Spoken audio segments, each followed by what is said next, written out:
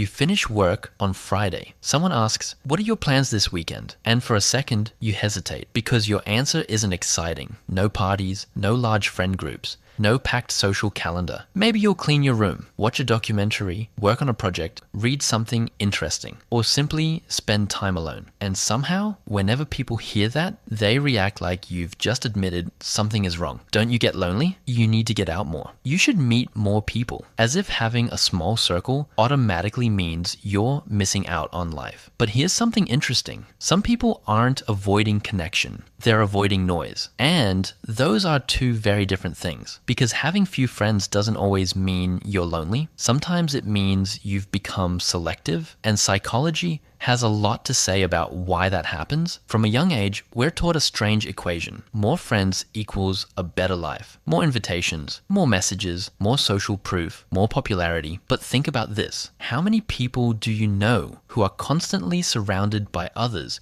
but still feel misunderstood? They have dozens of contacts, hundreds of followers, group chats that never stop buzzing. Yet when something genuinely hurts, they have nobody they can call. Human beings don't actually need hundreds of relationships. Research consistently shows that emotional closeness matters far more than social quantity. Your brain doesn't count connections. It measures trust. One person who truly understands you often provides more emotional security than 20 casual friendships, which means the goal was never to collect people. The goal was always to find connection, and those are not the same thing. There's another reason some people keep their circle small, trust, not because they're arrogant, not because they think they're better than others, but because experience taught them something. Maybe they were misunderstood. Maybe they trusted the wrong people. Maybe they learned that not everyone deserves unlimited access to their inner world. So over time, they became more careful, more observant, more selective. And from the outside, this can look antisocial. But internally, it's often self-protection. Think about how people treat their homes. You don't give every stranger a key. Not because you hate people, because your home matters. For some people, their emotional world works exactly the same way. Access is earned, not automatically granted. Here's where people often get confused. They mistake solitude for loneliness, but psychologically, they're completely different experiences. Loneliness feels like something is missing. Solitude feels like something is present. Imagine sitting alone in a quiet cafe. Nobody texting you, nobody demanding your attention, just you and your thoughts. For some people that sounds uncomfortable. For others, it feels peaceful because solitude creates something modern life rarely offers: mental space. Space to think, space to reflect, space to hear yourself. The truth is, many people spend their entire lives surrounded by noise because silence forces them to meet themselves. But people who are comfortable alone have usually crossed that bridge already. They aren't running from themselves,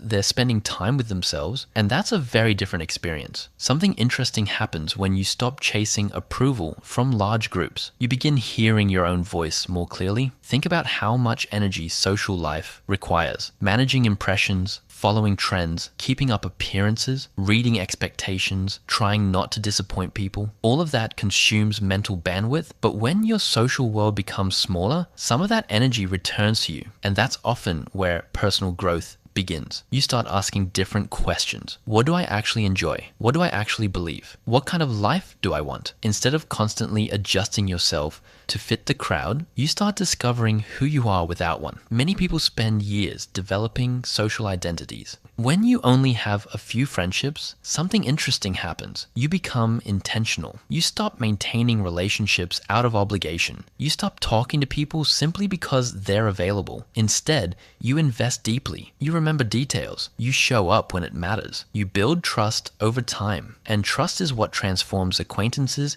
into genuine friendships. A person with 50 contacts may have 50 conversations. A person with 3 close friends may have 3 relationships that survive decades. That's because depth requires time, attention, vulnerability. And those resources are limited. A smaller circle often isn't evidence of social failure. It's evidence that your standards for connection became higher. You stopped asking, how many people know me? And started asking, who truly understands me? So why do some people have fewer friends? Sometimes it's personality, sometimes maturity, sometimes life experience, and sometimes it's because they've learned something many people never do. Not every connection deserves access to your energy. Not every invitation deserves a yes. Not every relationship deserves maintenance. As you grow older, your social world often becomes smaller.